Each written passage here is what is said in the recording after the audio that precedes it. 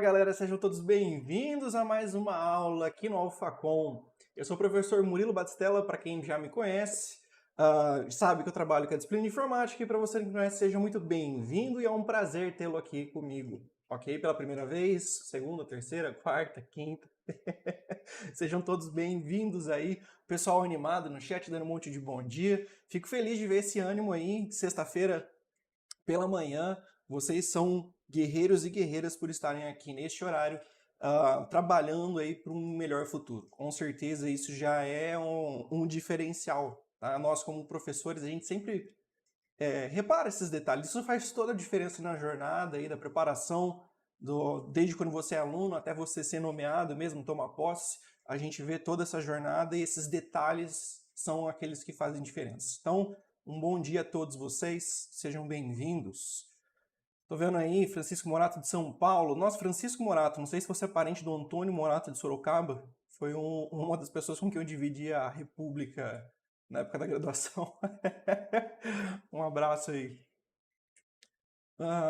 Pessoal do Rio de Janeiro, então sejam todos bem-vindos, meus queridos.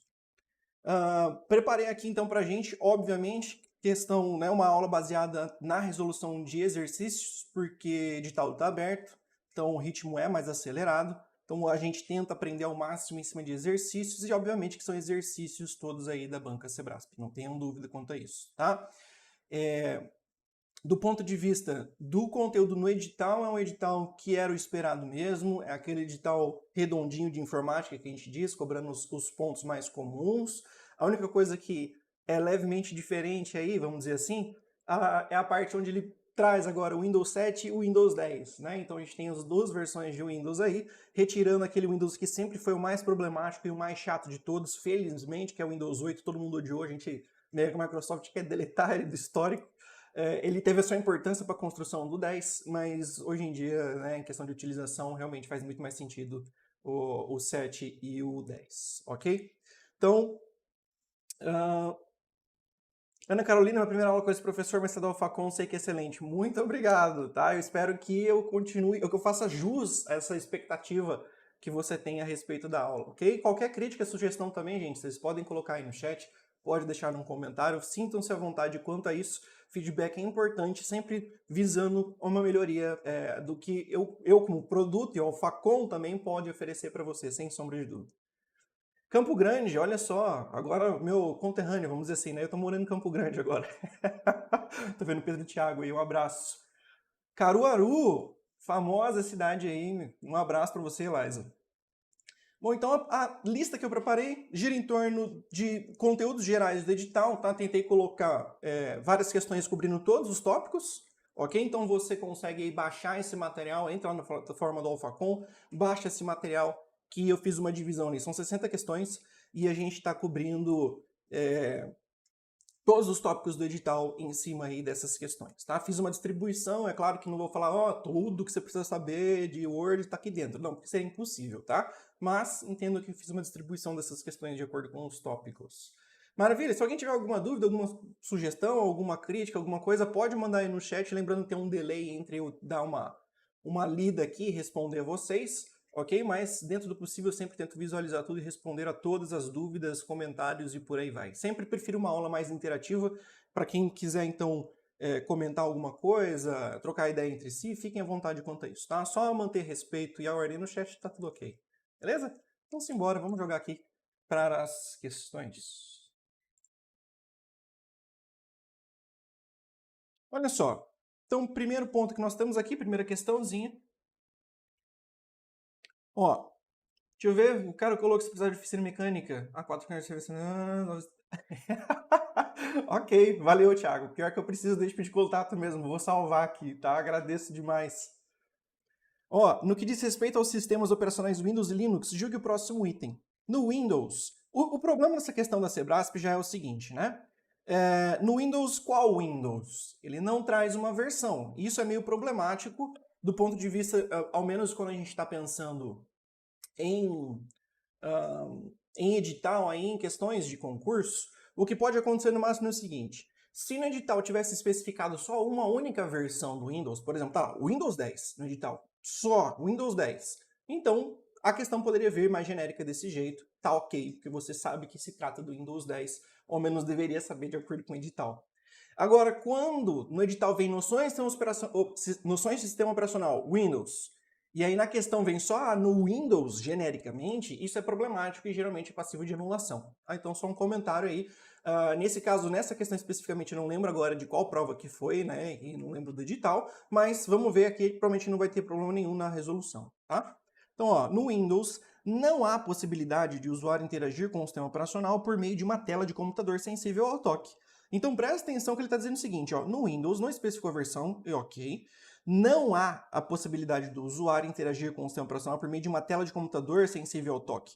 É uma tela, então, ó, se a gente está falando tela sensível ao toque, é a famosa touchscreen.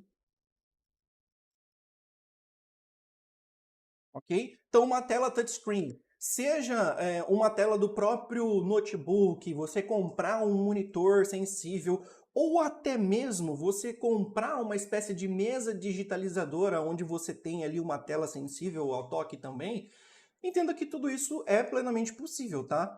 Você consegue sim fazer o Windows funcionar dessa forma. Então, essa questão começa errada, né? Ok? Lembrando que um dispositivo touchscreen, ele é um dispositivo que a gente tem, ou periférico, lembre-se que esses termos são utilizados como sinônimo nas provas, tá? Periférico ou dispositivo, ou peça de hardware. Nesse ponto de vista, vai ser um dispositivo de entrada e saída. As duas coisas, ok? A tela em si, o monitor é a saída, e o fato dele receber esses inputs, essas entradas para você clicar e escrever na tela, é um mecanismo de entrada, então se torna um dispositivo híbrido ou misto. Questão 2. Com base nas figuras acima, que ilustram respectivamente uma janela do Windows 7 e uma janela do Word 2010, julgue o item a seguir. Então, a janela do Windows 7 exibe o conteúdo de uma pasta denominada organizador e contém um arquivo do Word e um do Excel. Para abrir o arquivo cronograma, é suficiente clicar uma vez com o botão direito do mouse o ícone cronograma. Então, gente, pelo amor de Deus, então essa daqui ó, é uma questãozinha light.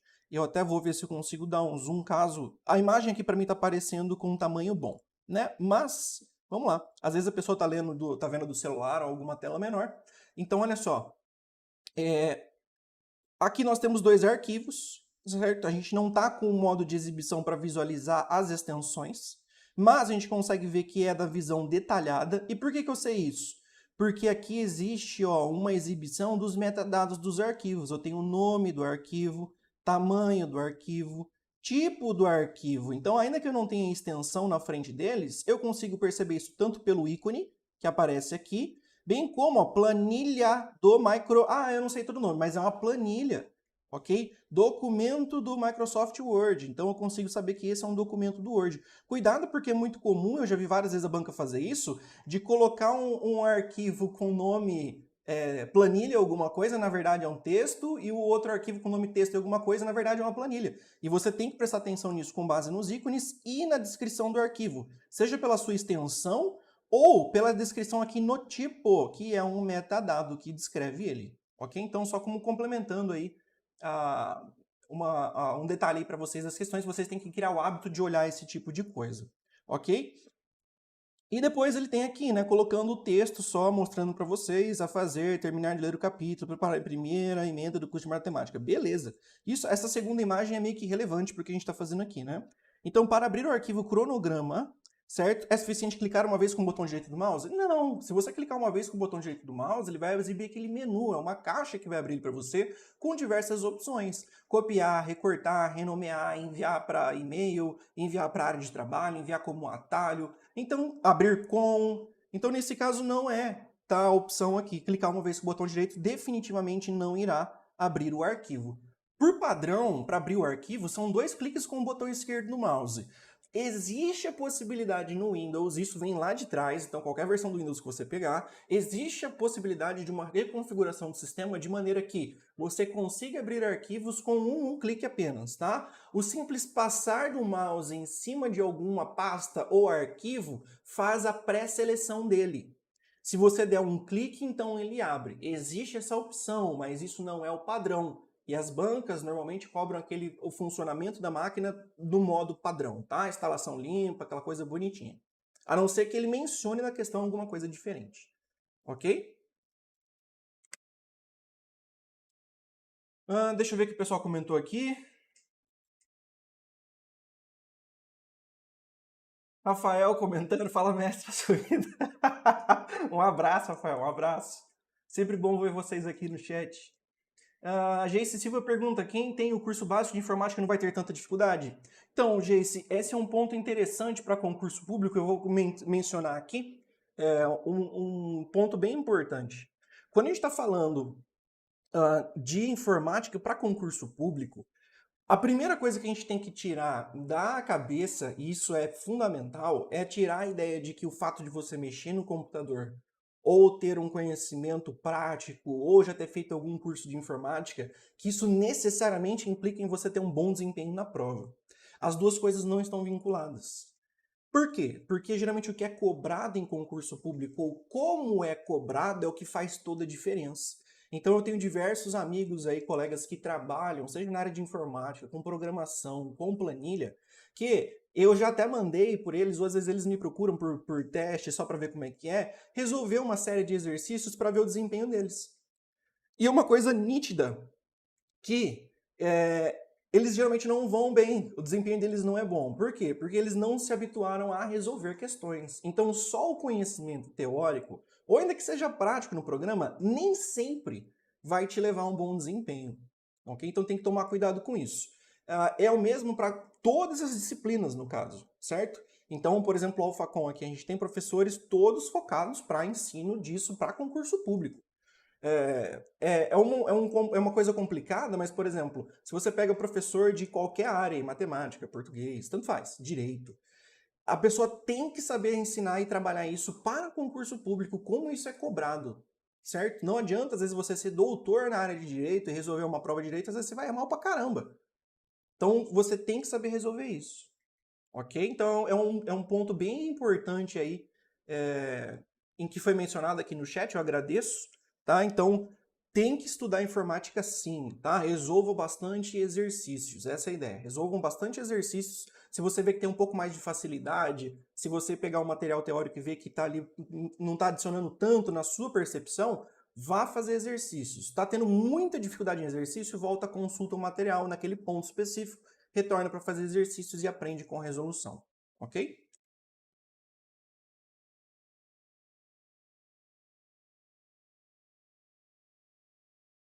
Ó, com relação ao sistema operacional Windows 7, a figura acima que mostra uma janela desse software e há conceitos de organização e gerenciamento de informações, arquivos, pastas nesse software, joga o item que se segue. Para se renomear o arquivo carta ao magnífico reitor, para a carta ao vice-reitor, é suficiente realizar o seguinte procedimento sucessivo. Selecionar esse arquivo, teclar F2, digitar o texto carta ao vice-reitor, tá aí entre aspas indicando que esse é o texto que você vai colocar, certo? E teclar Enter. Então aqui a Sebrasp está cobrando um ponto interessante, que é a ideia de você renomear um arquivo. A maioria das pessoas só pensa que a única forma de você renomear o arquivo é clicando com o botão direito e na opção de renomear. Não é o caso. Existe a opção de você também utilizar o F2 para você fazer a renomeação. E aí você consegue vincular com outro ponto aí para firmar esse conhecimento na sua cabeça. Quando nós estamos falando lá de Excel, tá? Trabalhando com planilhas, com as células do Excel, você tem que lembrar que existe o resultado que às vezes é exibido na célula, certo? Então se eu colocar dentro de uma célula igual 2 mais 2 e der um Enter, vai aparecer 4. 4 é o resultado. Mas o conteúdo daquela célula é 2 mais 2, certo? Então tem que diferenciar a fórmula do que vai estar aparecendo como resultado ali. E nesse ponto de vista, se você quiser editar o conteúdo daquela célula, uma das formas de você fazer isso também é apertando F2. Então o F2 tem essa característica de renomear coisas, certo? Vincula isso lá com Excel e com o funcionamento do Windows. É uma forma aí de você agregar esses dois conhecimentos. Beleza? Então, essa questão está certinha, sem problema nenhum. Questão tranquila. Que hora começou a live? 15 minutos atrás, minha querida, tá? Dependendo de onde você tá. Pensando no horário de Brasília, começou às 9h30. 4. No que se refere ao gerenciamento de pasta do Windows 7, julgue o próximo item. Ao se remover um arquivo no sistema Windows 7, o próprio sistema operacional localiza o arquivo no disco, escreve no cabeçalho do arquivo o parâmetro deleted e o salva na lista de removidos. Não, tá? Não tem esse tipo de paranauê quando a gente está falando na exclusão de um arquivo do Windows 7, tá? Não vai ser assim que funciona. Tudo que ele faz, ele vai ter uma descrição, ok? Do ponto de vista que ele vai ter que alterar esses parâmetros, esses metadados do arquivo, mas ele não vai escrever deleted, tá? Não tem essa configuração, tá? E o interessante, então, quando a gente está trabalhando com deletar um arquivo, a título de curiosidade, é que tudo que você faz, na verdade, é pedir para o computador ignorar aqueles setores onde contém aquela informação. Então, na verdade, a informação não é apagada em si. Vamos dizer, assim, de jeito muito simplório, que eu vou transformar aqui só num detalhezinho, tá? Pensa que você tem um HD, e esse HD é dividido em diversos setores, tá? Esses setorezinhos aqui, que a gente pode chamar de cluster, a depender de como você está dividindo o tamanho, certo? Então, vamos imaginar que aqui nesse cluster você tem um monte de bytes. Esses bytes, eventualmente, vão ser um conjunto de um monte de números binários, 1, 0, 1, 1, 0, 0, e vem, tá? Vai ser colocado uma série aqui. Tudo que você vai fazer, então, se um arquivo aí ocupa uma série de clusters, né, de espaços em disco, tudo que você diz para a máquina não é apagar tudo isso aqui, não é transformar tudo em 0, tudo em 1. Tudo que você diz para o computador é, olha, a partir de agora ignora esses dados. Se você precisar de espaço, inclusive, você pode reescrever sobre esses setores. É por isso que, então, do ponto de vista técnico, né, os dados continuam aqui, ó. Aquela sequência de bits necessária para formar o arquivo continuam ali até você escrever alguma coisa em cima, até você sobrescrever essa região no HD. É por isso que peritos criminais, peritos de informática, conseguem recuperar dados em HDs. É por isso que existe serviço, então, para você recuperar dados. Ah, o HD deu problema, será que eu consigo recuperar aquelas fotos, aqueles documentos? Você trabalha nesse tipo aqui, nesse ponto de vista.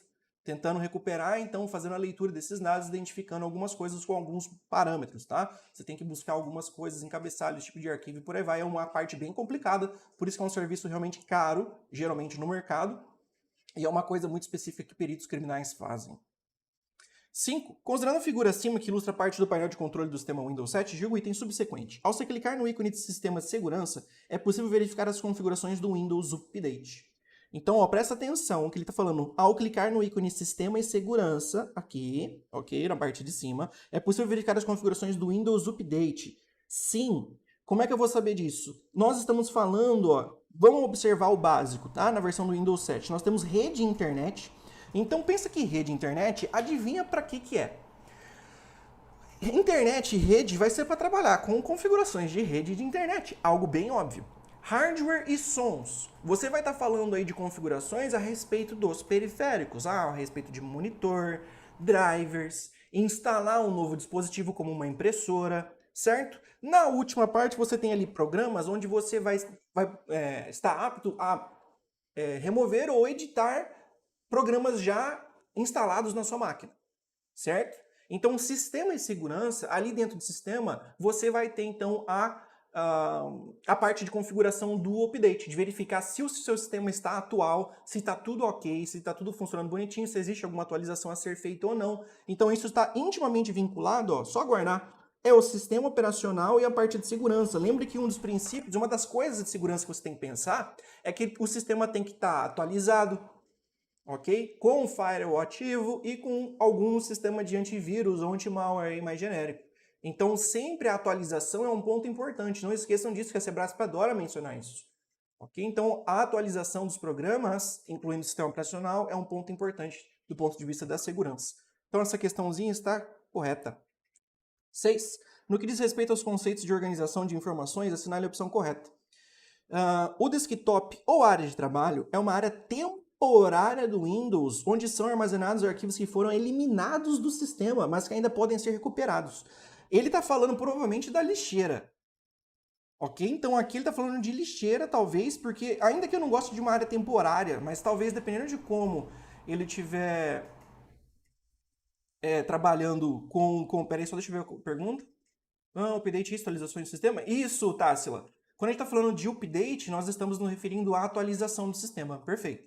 Tá? Então, desktop, entenda que quando aparecer esse termo desktop, ele é sinônimo de área de trabalho. Então, por isso que eu falo área de trabalho, tá? Então, cuidado para não confundir os dois. Geralmente, em concurso público, o desktop é a área de trabalho. Ela não é uma área temporária, ela é uma pasta, ok? Então ela é uma pasta normal aí dentro do sistema, ok? Que fica dentro do seu usuário, você tem lá o nome do seu usuário, barra desktop ou área de trabalho. Então, não é uma área de temporária, de jeito nenhum, e os arquivos que forem eliminados é lixeira. Acabou, então não faz sentido. B. Em uma pasta criada no diretório Meus Documentos do Windows, só devem ser salvos os arquivos no formato doc, como se fosse doc, documentos aí. Então, mencionando, por exemplo, arquivos com a extensão do Word, lembra que o programa do LibreOffice, ok? O Writer também pode salvar no formato doc, tá? Você tem que lembrar que existe total compatibilidade. Ainda que no edital, né? Quando aquela peripécia de citar primeiro o LibreOffice e depois corrigirem, toma cuidado, porque pode vir alguma questão ainda trazendo essa compatibilidade entre os programas, tá? Então, não, tá errado. Não tem que ter essa limitação com extensões. Não vai ter nada, nenhum lugar no sistema em que exista esse tipo de limitação com extensões. Certo? Ah, aqui só pode ter arquivo com extensão .doc, aqui só extensão .jpg, isso não existe. C. As pastas são espaços lógicos criados em uma máquina para facilitar o armazenamento e a organização de arquivos e de outras pastas em um ambiente computacional. Perfeito.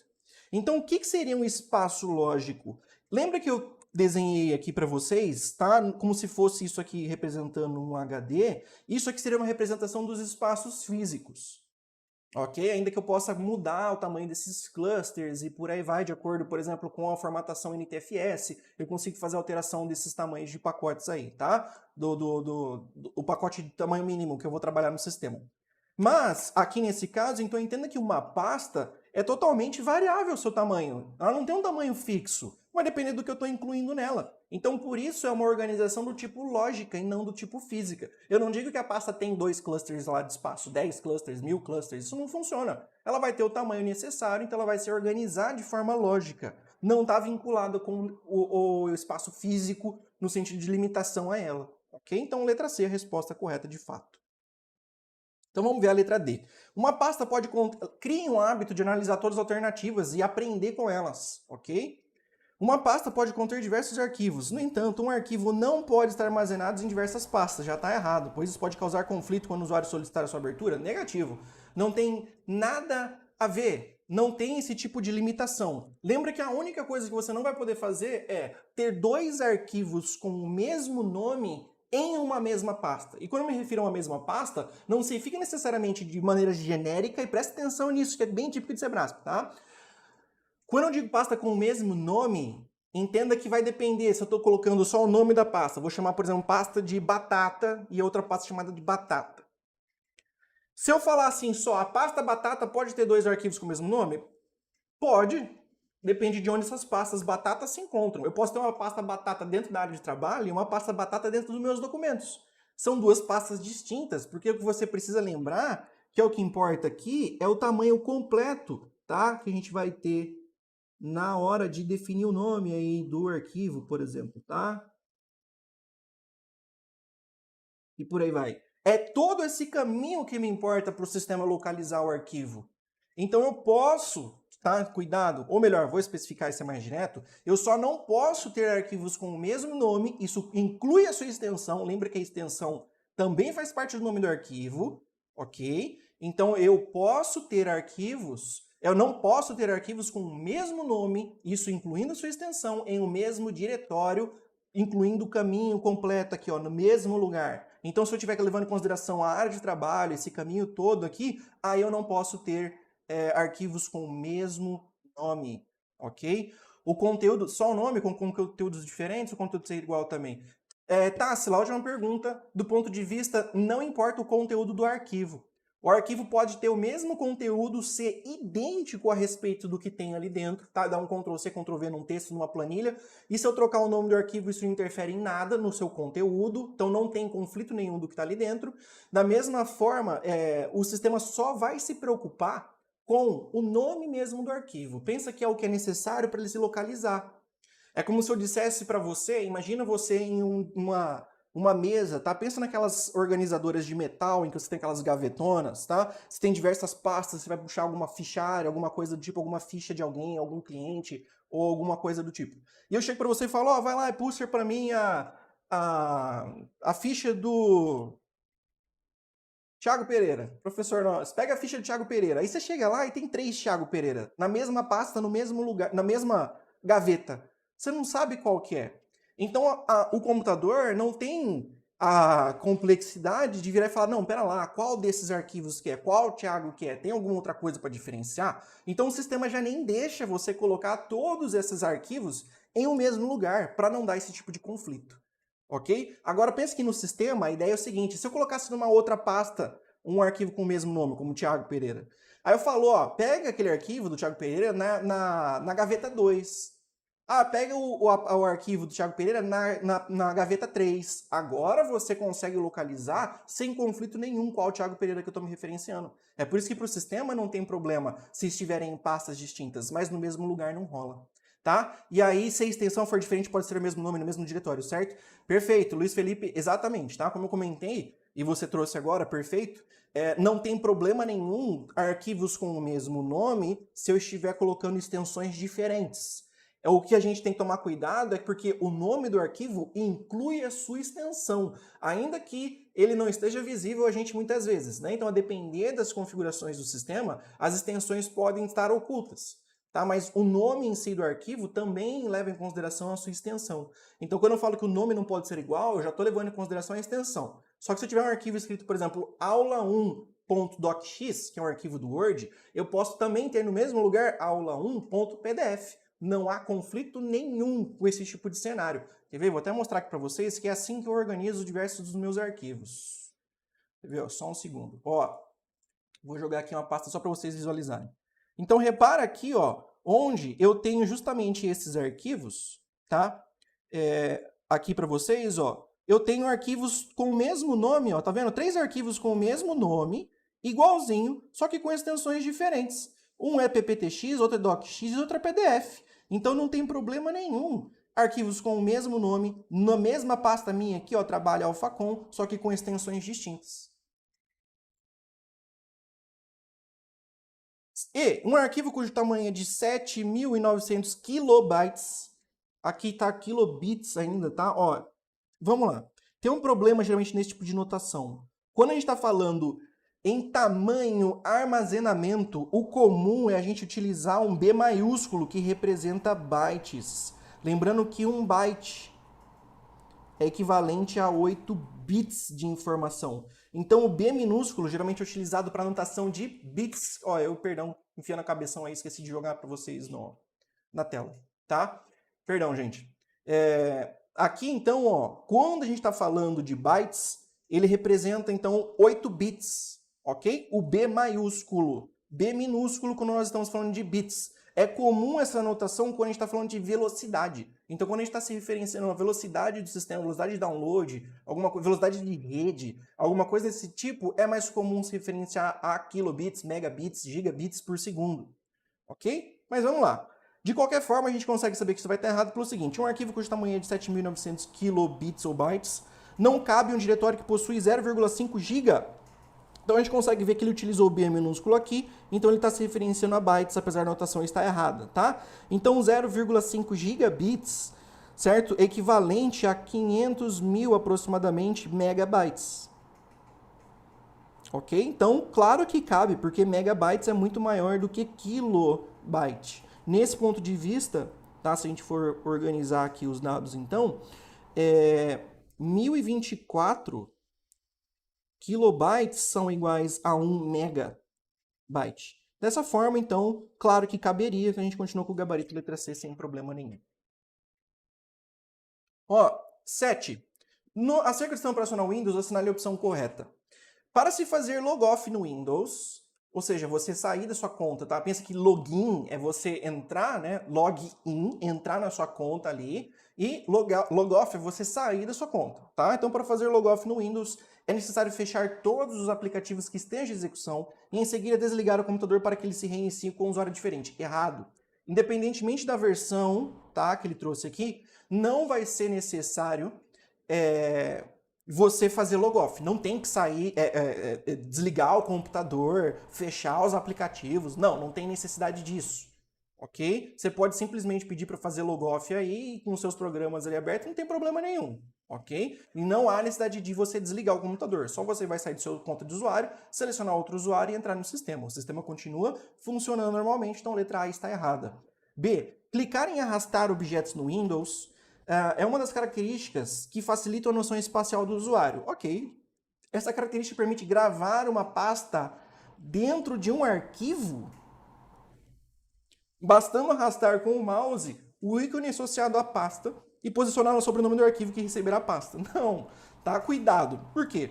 Aqui, você tem que tomar cuidado com um detalhe. Se a gente for ser mais técnico mesmo, tudo é arquivo dentro do sistema. A pasta também, no fundo, é um arquivo, tá? Só que ela é um arquivo que define um caminho lógico. Mas ela não deixa de ser um arquivo por definição. Mas, da forma como a gente leu a questão, e de novo, no dia você tem que esperar ter iluminação para adivinhar o que o elaborador quer. Nesse caso, a gente consegue perceber que ele está se referenciando à diferença mesmo de um arquivo que você está acostumado, arquivo de texto, PDF, planilha, e uma pasta, que vai ter os arquivos dentro dele. Então eu posso jogar o arquivo dentro da pasta, não o contrário. Então, errado.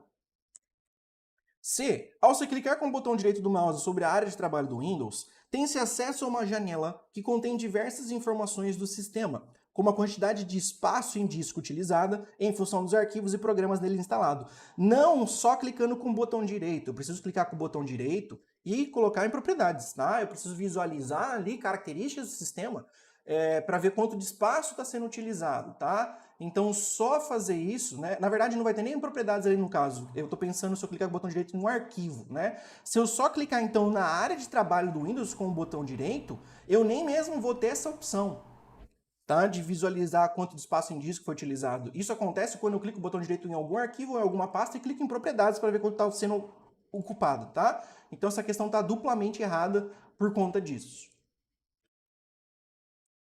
D. É possível localizar um arquivo que esteja armazenado na estrutura de diretórios do Windows a partir da ferramenta pesquisar. Ok, perfeito até aqui.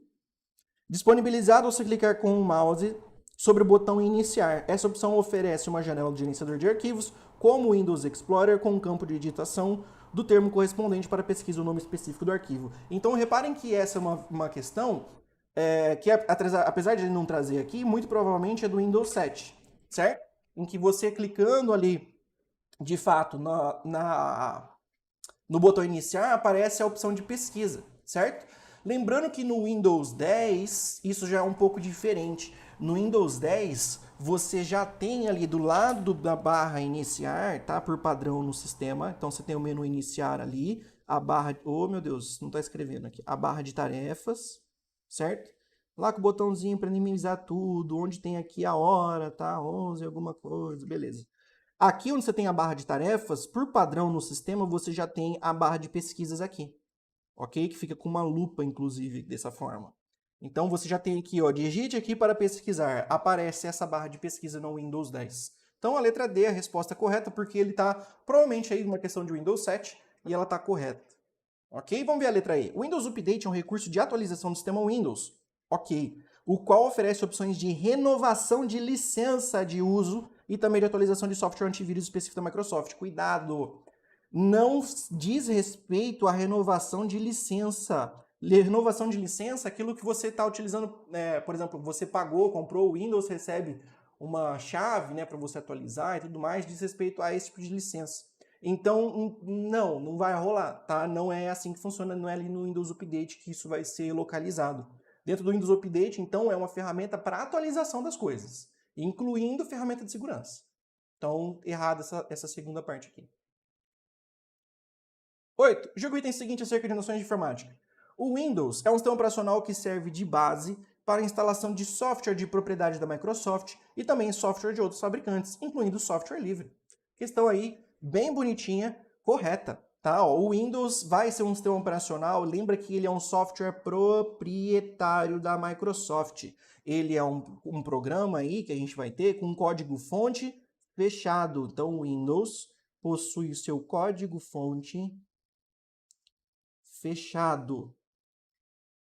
Ok? Então eu não sei Eu não tenho acesso a todas as linhas de código que definem como aquele sistema operacional vai funcionar. Isso não está disponível. É diferente do Linux. O Linux é um outro sistema operacional que é um software livre, ok? E como característica ele possui o código-fonte aberto para quem quiser entender o código, estudar o código, modificar esse código, ok? Redistribuir as modificações. O Windows não é assim que funciona. Mas o Windows, apesar de ser um programa, então, um software de código-fonte fechado, eu ainda posso instalar software livre nele sem problema nenhum, como a suíte LibreOffice. Então eu posso colocar LibreOffice nele sem problema nenhum, que é gratuito, inclusive, tá? Então, tá aqui, exemplo de software livre. Vou voltar aqui na tela, estamos falando do LibreOffice, é um exemplo, tá? Não que seja o único, em que você consegue instalar aí no Windows sem problema nenhum. Então, questão 8 está corretinha, bem bonitinha, sem problemas. No Windows, o explorador de arquivos é a ferramenta de gerenciamento que contém a lista de pastas ou diretórios em que se encontram os arquivos do sistema operacional do usuário. Então, vamos lá, explorador de arquivos, meus queridos, tá? Ou Windows Explorer, que era o nome mais antigo, explorador de arquivos é o nome mais genérico, tá? Ou explorador de arquivos, File Explorer, tá? Que a gente tem também, se for pensar na versão do Windows 10, que é o nome explorador de arquivos. É a ferramenta de gerenciamento que contém a lista de pastas ou diretórios em que se encontram os arquivos do sistema operacional do usuário? Sim, é você apertar, inclusive, lembrando o atalho, Windows Key mais E. Windows Key, tá? Quando eu me refiro a ela, é aquela tecla que você tem geralmente, isso vai variar de teclado para teclado, aquela teclinha que fica aí, geralmente do lado do Ctrl ou do Alt, tá? Algum dos Alts, seja o Alt GR, que é aquele que fica do lado direito do teclado, ou o lado esquerdo, tanto faz. Geralmente você vai ter essa tecla do Windows em alguma dessas posições. Claro que isso varia de acordo com o layout do teclado e para cada situação, mas geralmente é assim. Então, corretinho, bem bonito. Só você apertar o Windows mais Z aí, como eu falei, e tá aqui ó, o explorador de arquivos, onde eu consigo visualizar os arquivos e as pastas e diretórios do sistema. 10. No Windows, as atividades de manutenção do computador, como desinstalação de programas, podem ser realizadas por meio de recursos disponíveis. Então, se eu quiser desinstalar programas, vai ser na área de transferência, na área de trabalho, no painel de controle, no explorador de arquivos ou no meu computador. Essa é uma questão problemática no Windows. Vocês vão entender o porquê. Olha só, pensando em Windows 10 ao menos, né? Na área de transferência, não, aí não faz sentido nenhum. A área de transferência, lembrando aquela área mágica em que você, quando quer copiar um pedaço de texto ou uma imagem, certo? Então você dá um Ctrl+C ou um Ctrl+X em algum conteúdo, é ali que fica armazenado temporariamente até você colar ela no Word ou um bloco de texto, onde quer que seja. Então quando você copia isso, ela fica armazenada nessa área de transferência. No Windows 10 você consegue visualizar, inclusive, o histórico dessa área de transferência, o que está salvo ali, apertando o Windows mais V, o Windows Key mais V. Então ele abre para você uma janelinha de onde mostra a área de transferência. Isso é exclusivo do Windows 10, tá? Pensando em Windows 10 e 11, Windows 10 e 7 pelo menos, tá? O 11 continua com isso. A área de trabalho, poxa, não faz sentido nenhum, tá? A área de trabalho, você vai jogar arquivos lá, é uma pasta. Você normalmente joga atalhos de pastas, atalhos de arquivos, atalhos de programa, mas nada impede de você deixar o arquivo mesmo de fato ali. Então não tem nada a ver com a desinstalação de programas também, ok? Explorador de arquivos, é aí que começa o problema. Por quê? Olha só, eu vou mostrar aqui para vocês ao menos no Windows 10. Olha só que bacana. Quando a gente abre aqui então o explorador de arquivos, e vocês estão visualizando aqui, ó, o explorador de arquivos, certo? Quando eu estou no explorador de arquivos, eu clico no eixo computador, aqui, ele me dá a opção de desinstalar ou alterar um programa. Olha aqui em cima que interessante. Então eu estou dentro do explorador de arquivos, agora neste computador, né? E ao mesmo tempo eu tenho a opção de desinstalar arquivo. Desinstalar programa, perdão. Tá aqui, ó, desinstalar ou alterar um programa. Se eu clicar, ele vai exibir para mim lá na janelinha bonitinha das configurações, os programas para poder fazer a desinstalação. E aí? Olha que complicado então. Presta atenção que, nesse caso, o que a gente faz? Tá? Porque Sebrasp ama fazer essas coisas em prova. A gente risca mais nonsense, então a área de trabalho não faz sentido, a área de transferência também não. Agora a gente sobrou essas daqui. Entre explorador de arquivos e meu computador, vocês viram que ao menos dentro dessa lógica, né, eu vou ensinar vocês a como tentar filtrar esse tipo de questão. Simplesmente o explorador de arquivo não me dá a opção logo de cara de desinstalar nada. Então eu não venho aqui, ó, não tenho desinstalar, eu tenho que clicar no eixo computador. Então ao menos faz mais sentido aqui a gente pensar que o meu computador ou esse computador, tá? Porque tá aqui meu computador porque era a versão anterior, tá? Faz um pouco mais de sentido. Só que adivinha, para a banca faz muito mais sentido ainda você pensar essa desinstalação dentro do painel de controle. Então, dentro do painel de controle faz muito mais sentido porque eu tenho aqui, ó, cadê? Programas e recursos, que é a mesmíssima coisa que está aqui dentro, ó. Desinstalar ou alterar um programa e programas e recursos, ok? Então, existe essa diferença aí, ó, nesse tipo de situação. Nesse caso, o que a gente faz? A gente vai na questão que está mais certa, tá? Qual está mais certa? Painel de controle. Jong pergunta, professor, irá responder dúvidas? Claro, Jong, só jogar alguma dúvida aí de alguma questão, alguma coisa pontual, eu respondo você assim que possível. 11. No que se refere à internet, intranet, noções do sistema operacional Windows, julgue o item que se segue. No Windows, ainda que seja possível compartilhar configurações com o plano de fundo e históricos de navegação no Internet Explorer entre computadores que utilizam a mesma conta em outras máquinas com Windows 10, não é permitido, em razão da segurança, o compartilhamento de senhas. Errada, tá? Eu posso sim compartilhar senha, inclusive. Não é porque são máquinas distintas que significa que eu não posso utilizar a mesma senha para as coisas. É isso que ele quer dizer. Então, eu tenho N coisas de configuração de navegador, de detalhes do sistema. Aí eu utilizo uma senha para determinada situação. Significa que por ser uma máquina diferente eu preciso ter a senha diferente? Não. Você pode compartilhar a senha. Então, errado. Mas ela é uma questão que eu achei muito mal redigida quando eu vi ela pela primeira vez. 12. Com relação aos sistemas operacionais e ferramentas de edição de textos, planilhas, julgo o item a seguir. Programas e arquivos que estejam abertos em uso no ambiente Windows podem ser acessados pelo painel de controle, que é uma barra horizontal localizada na parte inferior da tela? Não. Não é painel de controle, isso aqui é barra de tarefas. Era para ser, tá?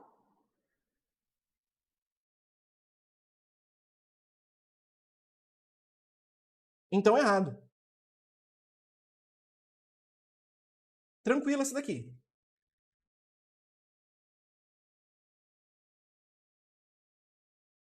13. Julga o item a respeito de backup em estações de trabalho Windows. O Windows 10 permite que o usuário configure as opções de backup. Entenda que backup, a Sebrasp traduz termos, tá? É backup, caso você conheça assim. E entenda que ela também traduz site como sítio. Ok? Então, se acostume que a Sebrasp traz esses termos traduzidos, tá? Então, o Windows 10 permite que o usuário configure as opções de backup para um disco de rede. Assim, o backup copia, para o local definido, todo o conteúdo da pasta, C2.user e username, em que username equivale ao nome do usuário que configurou o backup. Eu odeio essa questão. Por quê? A banca trouxe como certo. Ela falou que, não, ó, tá certo. O Windows permite que o usuário configure as opções de backup para um disco de rede? Sim, você pode configurar esse backup de rede e o que vai ser configurado do ponto de vista quais são os diretórios e o que eu quero fazer backup. Isso é uma sentença. Até aqui tá certo? Sim. Agora vem a parte problemática. Assim o backup copia para o local definido todo o conteúdo da pasta, dizendo que é a pasta do usuário, em que o nome username lá equivale ao nome do usuário. Então, por exemplo, se eu fosse C2 pontos, users ou usuários e Murilo, ele está dizendo que ele vai copiar tudo que tiver aqui dentro da minha pasta de Murilo. Meus documentos, minha área de trabalho e por aí vai. Não necessariamente, depende de como eu configurei. Eu separaria. Isso é uma sentença, isso é uma parte daqui da frase que a gente tem, ok? E a gente tem o resto. A gente tem uma segunda sentença ali, mencionando que o backup obrigatoriamente vai copiar só o que está na pasta lá dos meus documentos? Não. Ele está dizendo aqui, ao meu entender, que é só isso que ele vai fazer, que o backup automaticamente vai salvar tudo que está dentro da pasta do usuário. Não é assim que funciona. Então eu vejo essa questão como problemática. Ok? Minha visão. A querida banca CESP trouxe essa como gabarito. Tá?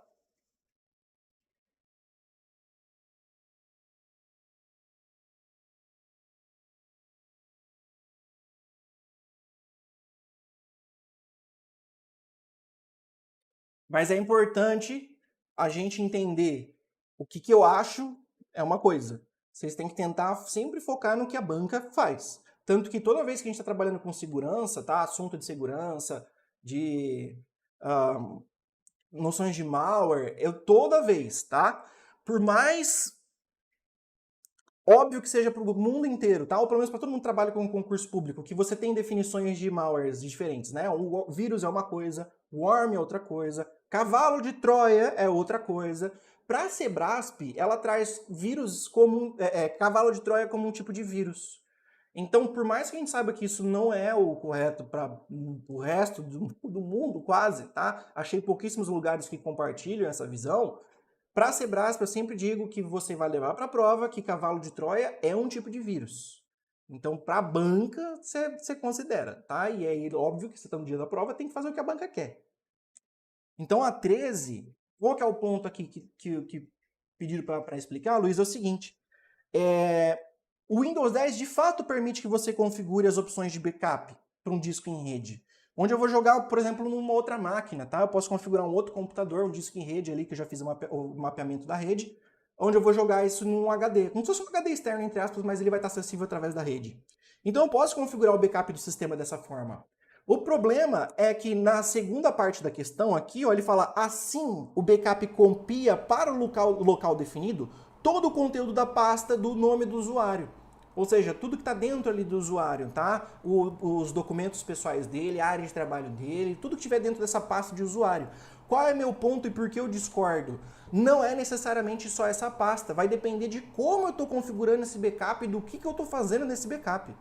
Então, do meu ponto de vista, não é essa limitação de que a primeira sentença ali tá ok, falar o Windows 10 permite que o usuário configure opções de backup. É uma coisa. A segunda sentença é outra. Eu falar que por conta disso, assim, definitivamente, tudo que tiver dentro da pasta do usuário vai ser salvo, são outros 500. Esse é meu ponto, que isso está errado. A segunda parte da questão está errada. Mas a banca trouxe como correta.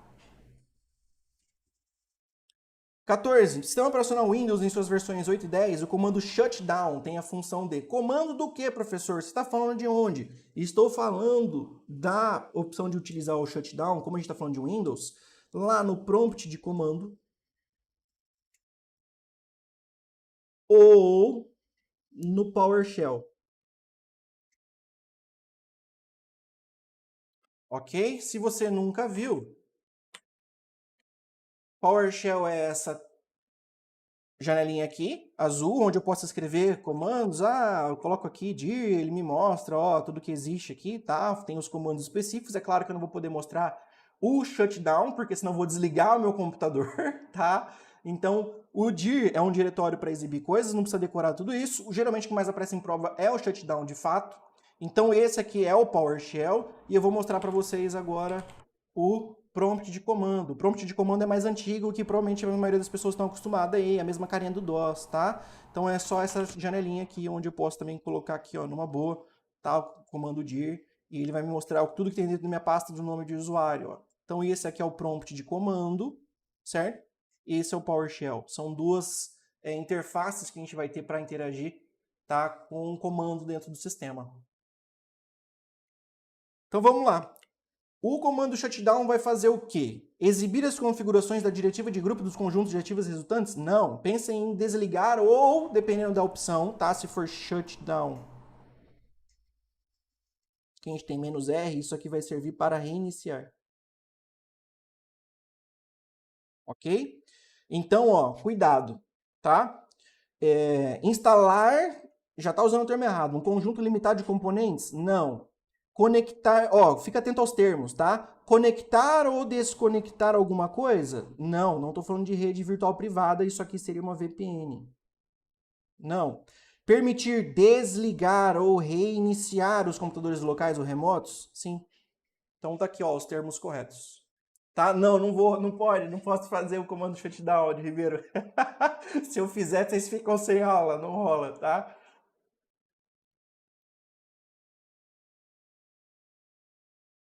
Ah, ô Jong, só fazendo uma especificação, tá? Para Sebrasp, o malware é um nome mais genérico para todos os códigos maliciosos. Aí, ok, tá? Como dentro de malware a gente tem a classificação de vírus, worm, cavalo de Troia, backdoor, rootkit, por aí vai, hijacker, ransomware. O problema da Sebrasp é com o cavalo de Troia e o vírus.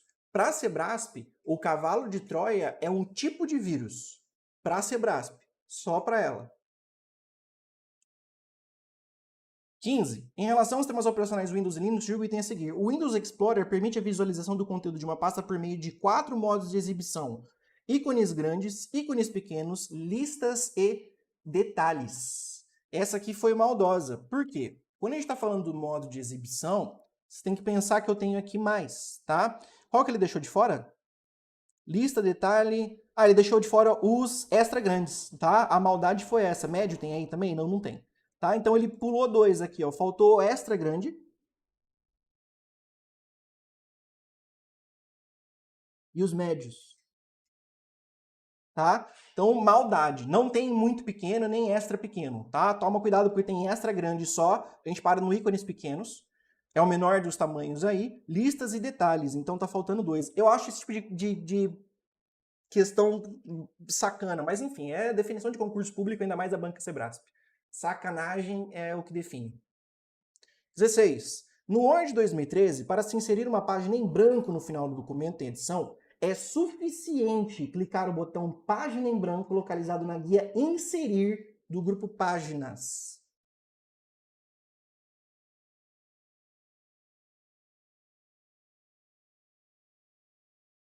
A questão está bem errada. Por quê? Ele misturou várias coisas. Cuidado porque quando a gente está falando de como é organizado, tá? Aqui, ó, na guia e do grupo, pensa que eu tenho a guia lá em cima, como por exemplo, página inicial, inserir, exibir, tá? Layout. Esse tipo de coisa aqui, que é, entre aspas, o menu, eles dão o nome de guia. Dentro da guia eu tenho os grupos. Então, dentro da guia eu possuo os grupos. Quais grupos? Por exemplo, a área de transferência,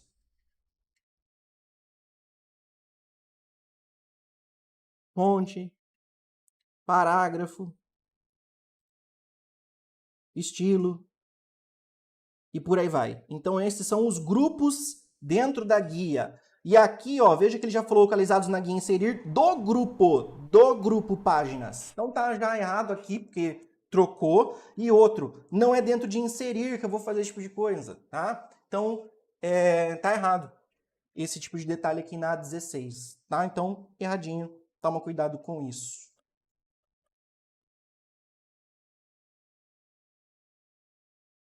Deixa a gente ler a questão. Como assim, Rosiane?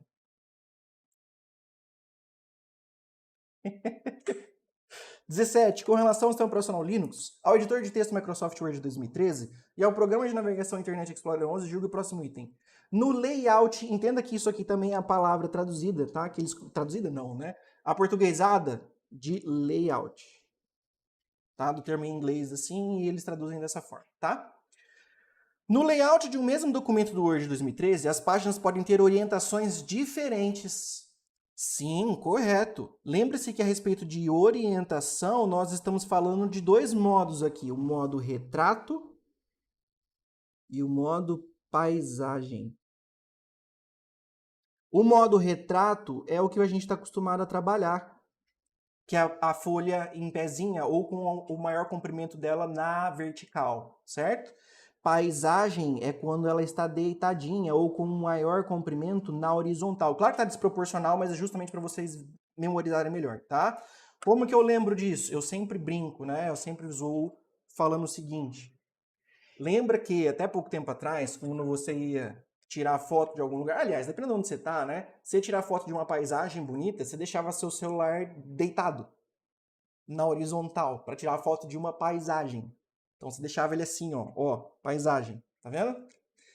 Isso mudou depois do Instagram, né? Porque agora no Instagram é tudo de pé.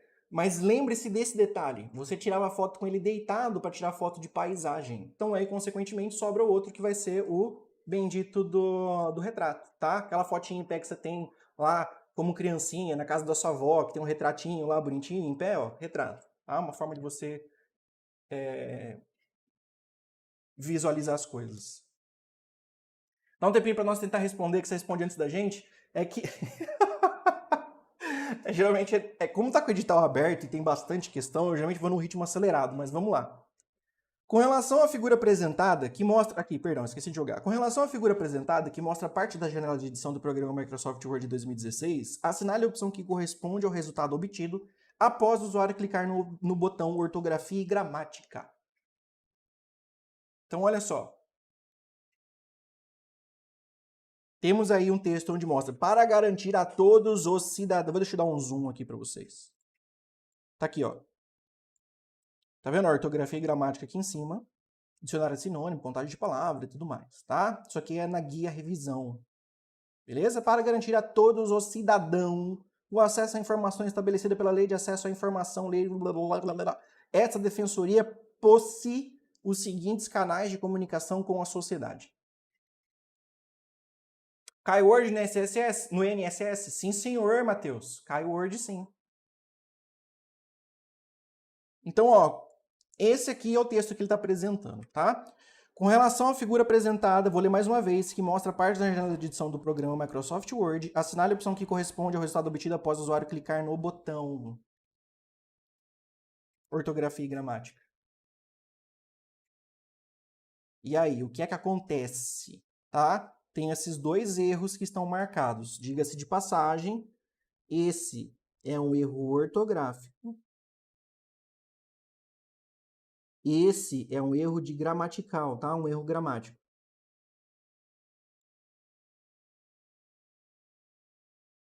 Então tá aí, é um erro de gramática e outro é um erro de ortografia. O que é que vai acontecer? Letra A. Como há um erro de ortografia em posse, será exibida uma caixa de diálogo mostrando a palavra incorreta encontrada pelo verificador ortográfico. Ok, essa aqui parece bem ok. Vamos ver as outras? Vocês já vão entender o problema dessa questão. B. O termo posse será substituído automaticamente. Memoriza que toda vez que você utilizar a ferramenta ali para ortografia e gramática, nunca será feita uma mudança automática. Mudanças automáticas por palavras erradas ou você define qual o termo que você vai escrever, tá? Isso só se você fizer algumas configurações no Word, mas são outros 500. A ferramenta ortografia e gramática não vai substituir automaticamente, sempre serão sugestões. Então aqui, sempre que aparecer automaticamente, está errado. Então, ó, não está errado essa daqui. C. Não será realizada nenhuma ação, uma vez que o texto nenhum está selecionado. Não precisa selecionar nada, está errado. D. O trecho todo cidadão será substituído automaticamente, não precisa nem ler o resto. Errado. E. Uma caixa de diálogo será exibida com sugestões de correção, tanto para o termo posse, quanto para o trecho todos os cidadão, tendo em vista que os dois apresentam erros. E aí? Essa segunda tá ok também. Por quê? Vamos lá. Vamos fritar agora nessa bendita dessa questão e por que eu tenho ódio desse tipo de coisa. Vamos analisar a letra E, tá? Uma caixa de diálogo será exibida com sugestões de correção, ok? Que é o que de fato vai acontecer, tanto para o termo posse quanto para o trecho todo cidadão. Você tem, de fato, os dois erros, um gramatical e um erro ortográfico. Se eu clicar para abrir ortografia e gramática, ele vai começar a fazer a leitura de cima para baixo, da esquerda para a direita, e vai mostrar então o primeiro erro, que seria de todo cidadão, depois posse. E aí estaria ok, ao meu ver, a letra E como resposta correta. Isso, se eu colocar no Word, inclusive, é o que ele faz. Tá? É o que ele faz. Qual é o problema? A banca trouxe a letra A como gabarito. E por que eu acho que isso aqui é o ponto, tá? A letra A tá dizendo como há um erro de ortografia em posse de fato, tá? Era para ser possui, tá posse, tá? Será exibida uma caixa de diálogo, aí realmente uma caixa de diálogo que abre uma janelinha, e a palavra incorreta encontrada pelo verificador ortográfico. Ok, não tá errado a letra A. Mas a letra E, ela tá mais completa, porque de fato, lá na ferramenta, você vai ter a sugestão para os dois termos.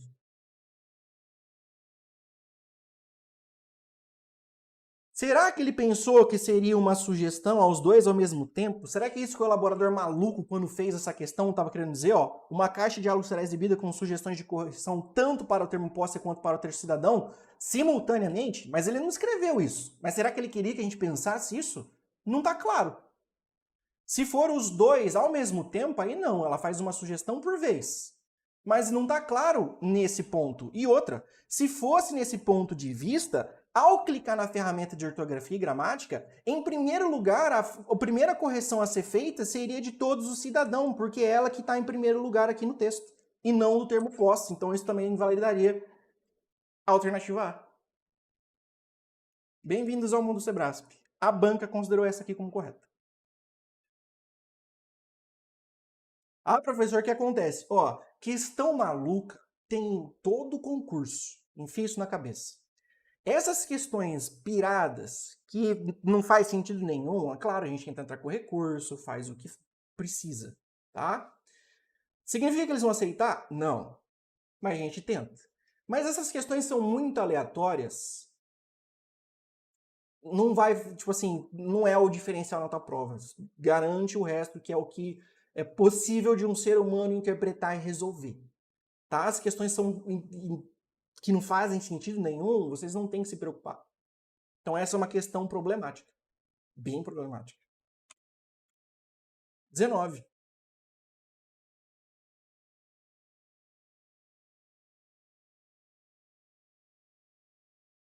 Daria para pedir anulação da questão? Daria, sem sombra de dúvida. Você pode tentar pedir ali no recurso a anulação. Falou, ó, por esses motivos aqui que eu expliquei, né? Grosso modo você coloca isso num texto, daria para pedir anulação. Mas, como eu disse, Sebrasp é Sebrasp. Essa questão não foi anulada. Tá? O problema é esse. A Sebrasp tem umas loucuras. Por que que eu falo por mim e para os outros professores, mas sem citar nome, né? A gente tem uma birra com a Sebrasp. Porque a Sebrasp, ela tem uma arrogância muito grande, de que quando elas cometem, às vezes, uns erros, né, que são muito óbvios, ou que tá nitidamente com sentido duplo ali, tá dando interpretação dúbia, eles não estão nem aí. Eles falam, ah, você tinha que saber, bola de cristal e dane-se. Ah, mas olha, eu tô pegando, agora quando é um assunto mais teórico também mesmo, olha, eu tô citando outros 5 livros que dizem que é de tal forma. Eles dizem, não, eu tô certo e acabou. Sabe por que eles fazem isso? Se é um problema? Porque se anula uma questão, via de regra nesse mundo de concurso público, eles deixam de ganhar o dinheiro que eles fizeram para aquela questão. E quem que analisa o recurso? A própria pessoa que criou a questão. Entendeu o problema? Então, para mim, deveria ter toda uma legislação, toda uma regulamentação de como isso deveria funcionar, como que concurso público deveria funcionar e como que análise de recurso deveria funcionar. Para mim, teria que ser outros 500 de outra forma e por aí vai. Tá? É complicado, mas é assim que hoje em dia a música toca, a gente tem que dançar conforme ela toca. 19. No Word, para visualizar as alterações de revisão realizadas em um arquivo, as quais, qual versão do Word? De novo, não especificou, tá? As alterações de revisão realizadas em um arquivo, as quais ficam visíveis por meio de cores, o usuário deve acessar na barra de ferramentas sequencialmente as opções. Então presta atenção, tá? Para visualizar as alterações de revisão realizadas em um arquivo. Aqui ele está falando daquela ferramenta que cai muito em prova que você precisa saber. Que deixa marcado ali toda e qualquer alteração feita num documento. Então a gente está falando de onde? Estamos falando de controlar alterações. Então olha só que tranquilo que é nesse caso, se você tiver pelo menos essa noção. Tá? É uma ferramenta bem importante que você tem que saber para a prova, e aí você tem que saber que é a letra B. Só de você saber que existe se controlar alterações, mostrar marcações, ok? Você já bate o olho e já sabe que é a letra B sem problema, tá? Vou mostrar aqui para vocês, rapidamente, do que se trata. O meu Word é a versão do 365, tá? Então, se eu clicar aqui, vou escrever um Loren 55. Aqui, tá? Gerei um texto aqui, o famoso blá blá blá em latim. Se eu vir aqui, ó, na aba de revisão, eu tenho aqui dentro, ó, de controle, a opção de controlar alterações. Então imagina que eu estou revisando esse texto e eu falo, ó, vivamos a telos. Não, não gostei disso. Então eu vou lá e apago isso aqui, ó. Certo? Ah, Donec Laureti Nonumi Arg. Aí eu vou lá e apago isso aqui também porque eu não gostei disso. Então vai ficar marcado, ó, as alterações que eu fiz com essa barrinha. Isso aqui, ó, é o controle, como marcação simples ou mostrar todas as marcações, ó. Essa é a diferença, tá vendo, ó? Marcação simples é só uma barrinha aqui do lado, todas as marcações mostram de fato o que eu apaguei. Quando eu adicionar alguma coisa, tipo Igni, Dominus, sei lá o que, Laureate. Tá aqui, ó. Nem sei o que significa essas troços, tá? Mas eu sei que são palavras em latim. Tá vendo que eu também mostra trechos onde eu adicionei alguma coisa. Então aparece como do modo taxado, né? A formatação naqueles trechos em que eu apaguei alguma coisa e só vermelho com um sublinhado nos trechos em que eu adicionei alguma coisa. Tá? Então isso é uma ferramenta extremamente importante que cai muito em concurso público, que é a ideia de você controlar as alterações aqui na guia de revisão. Ok? Lembrando que eu posso aceitar mudança por mudança, rejeitar mudança por mudança, aceitar tudo de uma paulada só ou rejeitar tudo de uma paulada só. Beleza? Então, tá aqui essa ferramenta para vocês.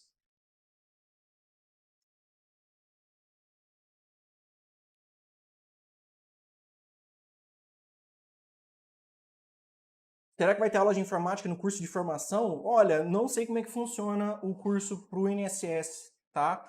Eu não sei como é que tem, para ser bem sincero. Eles devem te ensinar a usar o sistema mais específico e nada tão cabuloso. Provavelmente vocês vão aprender mais de informática no geral estudando para a prova do que no curso que eles não podem te oferecer. Provavelmente o curso deles é muito mais voltado para o uso do sistema e detalhes do tipo.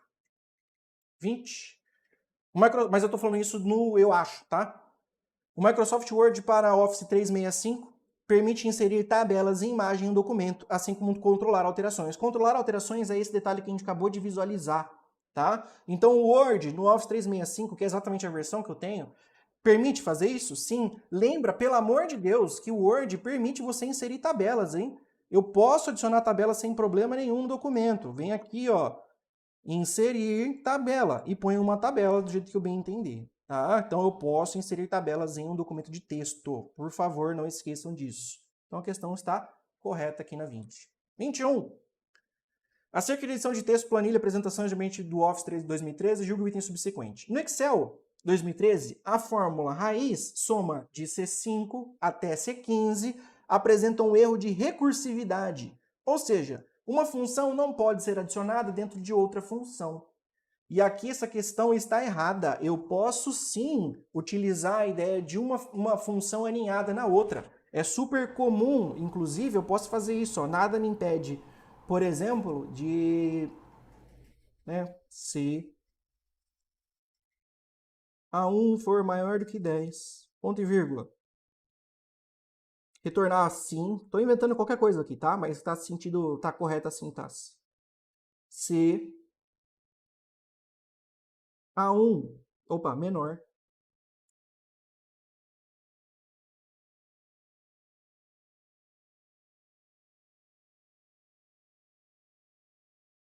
Não.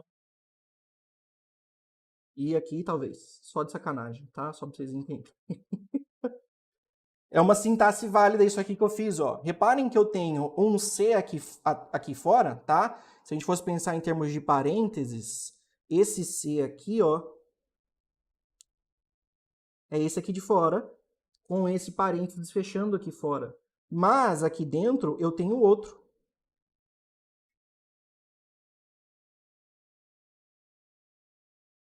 Então não tem problema nenhum. Isso não precisa ser só com C. Qualquer função, desde que tenha uma sintaxe correta, eu posso colocar uma dentro da outra. Nada me impede, por exemplo, de fazer média de A1, de A3 até A10 e também depois pedir para fazer uma média calculando a soma de determinadas células. B5, B6, B7. Acabou. Nada me impede de fazer um negócio desse. Então, ó, uma fórmula dentro da outra, tá? No caso, soma está dentro de média. Então, errado essa daqui. 22.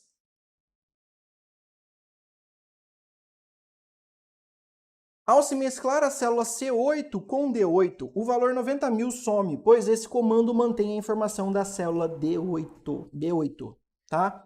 Então, olha só, na questão 22. Cadê que tem aqui? Questão 22, C8 aqui, com B8.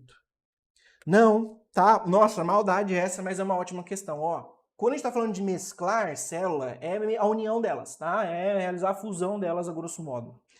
Então, quando a gente vai mesclar células, cuidado quando elas têm conteúdo, tá? Quando tem uma célula do lado da outra, essas células que você vai mesclar e elas têm conteúdo ali. O que que acontece? Prevalece a célula que se encontra mais à esquerda ou mais na parte de cima. Então, via de regra, é o conteúdo dela que vai passar para as demais. Ok? Não vai ter uma fusão do conteúdo também. Você só vai pegar uma fusão a respeito do tamanho ali, de quantas colunas ela vai estar ocupando, tá? Mas o que tiver escrito, geralmente a gente pega da célula que está mais à esquerda e em cima, tá? Então, se for uma mesclagem no sentido na horizontal, é a célulazinha da esquerda aqui que vai passar para as demais. Se for uma mesclagem na vertical, é a célulazinha que está aqui em cima que vai passar para as demais. Essa é a lógica. Mas nesse caso, a questão está trazendo uma célula que está vazia e outra que tem conteúdo. Então é óbvio que nesse caso, o vazio não vai se sobrepor ao conteúdo. Simplesmente eu vou manter o conteúdo daquela que está à direita, tá?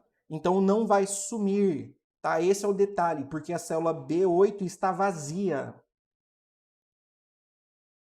Por conta disso, não vai sumir, então a questão está errada. 23. Para fins de orçamentação de uma obra, foi feita a cotação de um equipamento de diferentes lojas. Os valores obtidos foram registrados na coluna B, da linha 2 à linha 6, de uma planilha elaborada no Excel, conforme ilustrado na figura anterior, que eu vou mostrar daqui a pouco, tá? Nas linhas 8 e 9 da coluna B dessa planilha, estão registradas, respectivamente, a média aritmética e a mediana dos preços cotados, calculadas usando os comandos do próprio Excel. A partir das informações, julgue o item a respeito. A fórmula estatística MED permite o cálculo da mediana entre os preços cotados. Então tem aqui uma imagem onde possui a loja 1, 2, 3, 4, blá, blá, blá, aqui vai, e aqui embaixo média e mediana, ok? E os valores aqui a serem mostrados, tá? Fórmulas estatísticas que a gente tem. O que é média e o que é mediana? Cuidado, média é o que vocês estão acostumados mesmo. Se eu usar uma função média, lembrando que tem que ter o acento, tá? Isso aqui é uma média aritmética. Vou somar os termos e dividir pela quantidade de termos existentes. Ah, somei 10 células com valores, que tem que ter valor, tá? Cuidado que quando a gente estiver somando, ainda que o intervalo inclua células vazias, elas não contam, porque não tem nada a ser somado, tá? Então é só aquelas que possuem valores. Cuidado porque daí células com valor zero contam. Tudo bem? Tem que ter algum valor numérico ali. Então isso é uma média aritmética. Agora, mediana é quando a gente está falando de um número que divide uma distribuição ao meio.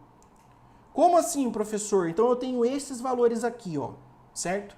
Mediana, para reconhecer isso, o Excel não reconhece acento? Não, Elton, tá? Precisa ter acento. Se eu deixar sem acento, há um erro. Ótima pergunta. Inclusive, isso já foi alvo de pergunta de concurso, tá? Falava qual das alternativas a seguir está errada. Aí você tinha lá várias funções, e aí tinha na alternativa B, que eu lembro até hoje isso, era uma função de média, que até então estava aparentemente normal, o detalhe é que estava sem acento. E aí não é uma função válida. Precisa ter o acento, tá? Máximo precisa ter acento, mínimo precisa ter o acento. Então, todas as palavras assim que são escritas, né, com acentuação, no Excel precisam ter acento também para a fórmula ser entendida. Do contrário, o Excel não entende. Então, olha só. Voltando aqui para a ideia de mediana, eu preciso colocar esses valores de uma distribuição em ordem, seja ele crescente ou decrescente. Então, vamos lá. Ó. Aqui eu tenho 9.000 em primeiro, depois 10.000, depois eu tenho outro 10.000, 11.500 e, por fim, 12.000.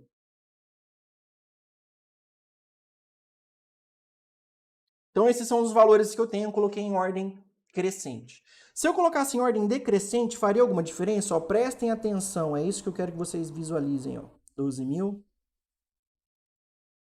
11.500, 10.000, 10.000, 9.000.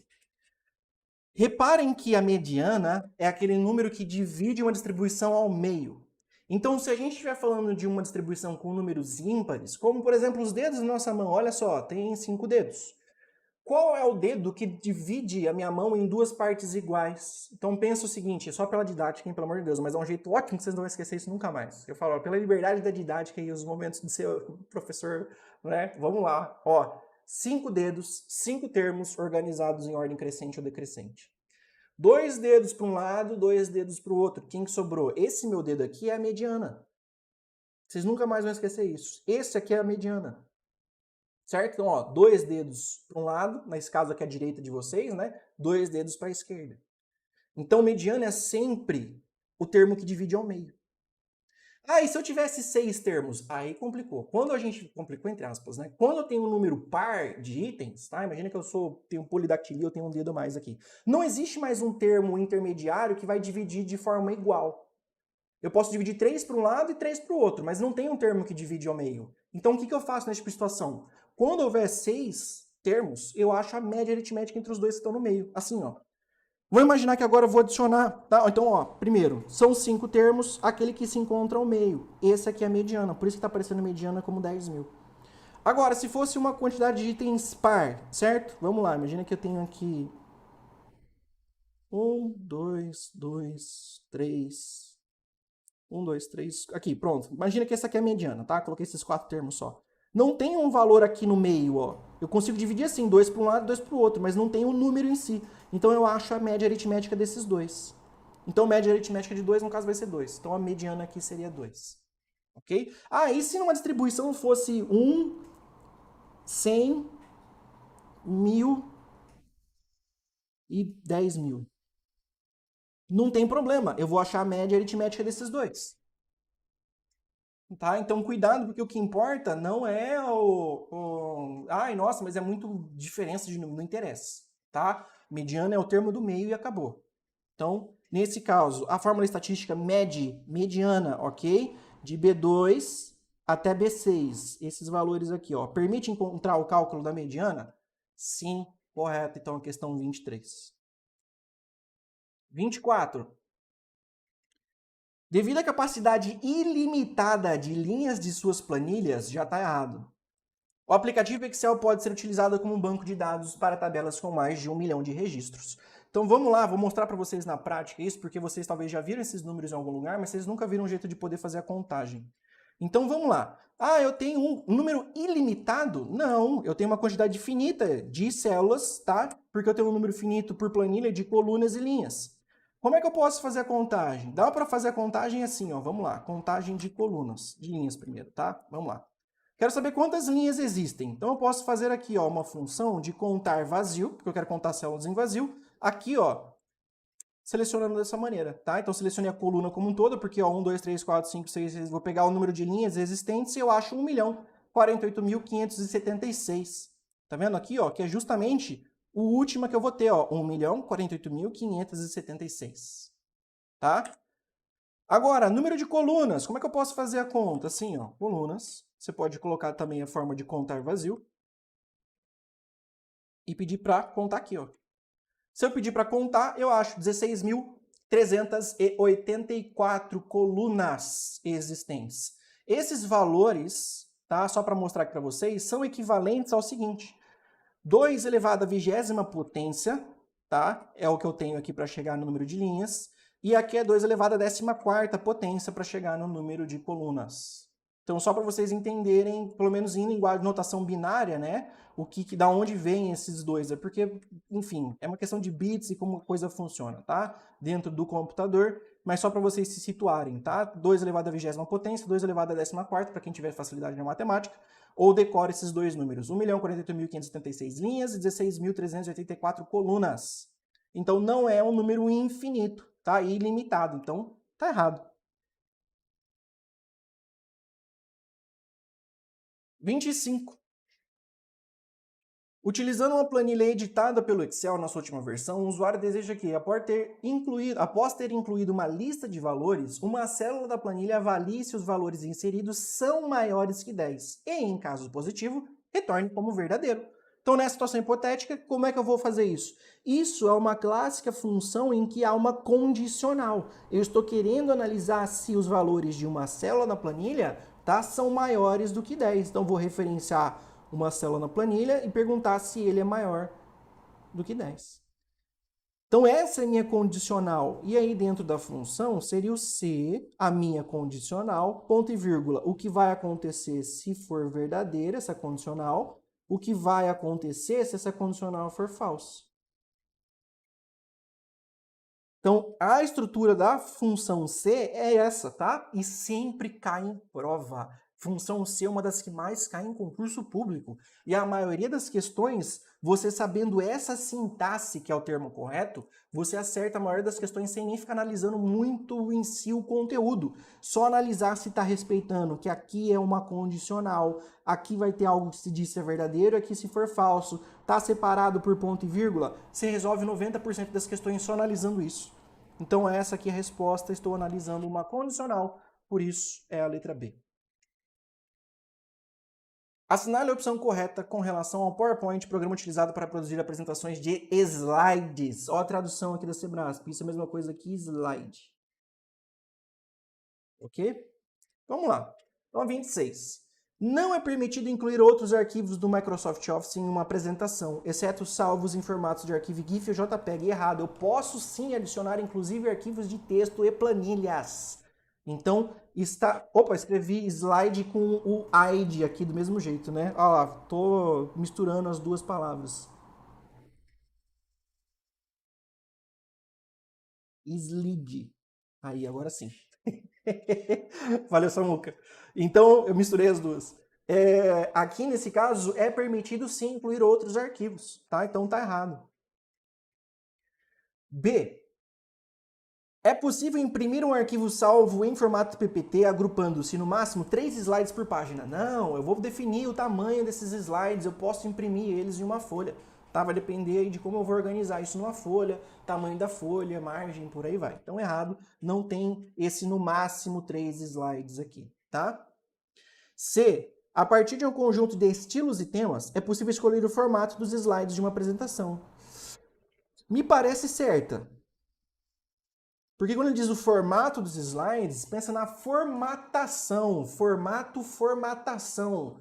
Como que vai ser feito, que tipo de fonte que vai ser utilizada, que tipo de cor que vai aparecer em algum canto, tem alguma faixa colorida em algum lugar, o tamanho ali do título, como é que vai ser feito. Então, para mim parece certa, ficaria com a C por enquanto, vamos analisar as outras.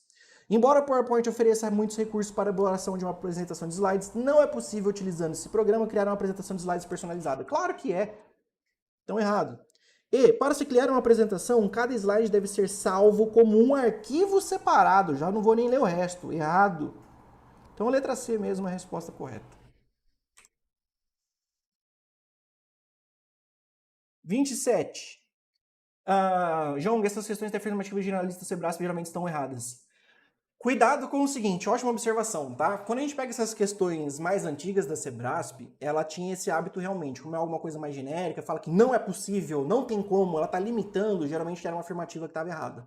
Mas a Sebrasp começou a ficar ligeira de uns anos pra cá, na verdade dos últimos 2 anos, assim, vai? Ela começou a ficar bem ligeira com isso e começou a ser mais maldosa, tentando formular questões que têm essa noção de limitação, mas que estão corretas.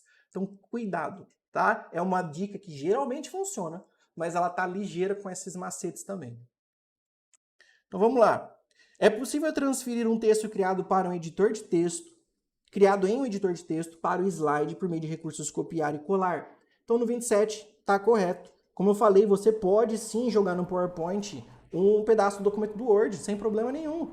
A maioria das pessoas, inclusive, deve fazer isso quando vai escrever alguma coisa, tá? Quando está fazendo um slide. 28. Na criação de slides para a apresentação do PowerPoint 2016, o usuário notou que alguns slides não estavam sendo alterados para os layouts do tema quando ele tentava aplicar o tema nos slides. Anteriormente, os layouts haviam sido alterados manualmente. Para corrigir isso, o usuário pode restaurar o layout do tema, clicando no ícone que deseja restaurar, em seguida o ícone. Então nós temos aqui, ó, para arrumar essa situação em que você colocou os slides lá, tem uma formatação específica, às vezes você foi no slide mestre, foi tentar alterar o tema, aplicou o tema a todos os slides, mas eles não estão do jeito que você queria ainda.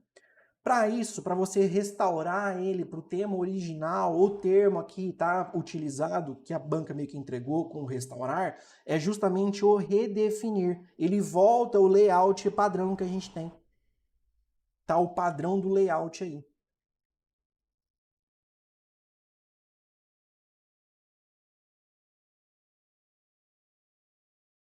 O professor dá uma dica de chute em caso de dúvida. Depende da questão, ô Dayana. Né? Você tem que analisar, no caso, sempre para você poder chutar ali na prova, você tem que, primeiro de tudo, tá? A melhor maneira de você desenvolver alguma habilidade para isso é resolvendo muitas questões. Conforme você resolve muitas questões da Sebrasp, da banca em si que você vai fazer a prova, você começa a calibrar o seu algoritmo mental aqui no cérebro para começar a ter essas percepções de falar, olha, me parece que essa alternativa está certa, me parece que é pelo menos entre essa e aquela. Então a melhor maneira de calibrar isso é fazendo muitas questões. Depois, cada situação, cada questão vai ter uma coisa específica, não dá para dar uma regra tão geral assim. Tá? Só vou pedir, leiam com atenção as questões, porque muitas vezes, não é sempre, mas se você estiver completamente perdido, leiam a questão com atenção e observem os termos que ela utiliza. Porque muitas vezes esses termos vão estar vinculados intimamente com a resposta. Tá? Então, cuidado com esse tipo de coisa. Mas chutar na prova de certo e errado é complicado. Por quê? Precisa lembrar que a prova de certo e errado da Sebrasp, você está chutando, e se você chutar e errar, você está anulando uma questão certa. E aí você pode sair da prova devendo ponto. Então, quanto você fez na prova? Menos 20. Então, é complicado. Tá? Então, cuidado com esse detalhe também, caso você não estivesse atento a isso. Eu estou falando no sentido mais geral, quando a prova de alternativa, né? Quando ela é certo e errado, e vai ser o caso da INSS, toma cuidado com isso. Não dá para chutar assim, eu vou deixar, não vou deixar nenhuma questão em branco, vou marcar tudo, isso. Aí você sai devendo 40 pontos na prova. Então, cuidado, você tem que pensar. E é essa a importância de você treinar, fazer simulado. O Alphacom proporciona isso.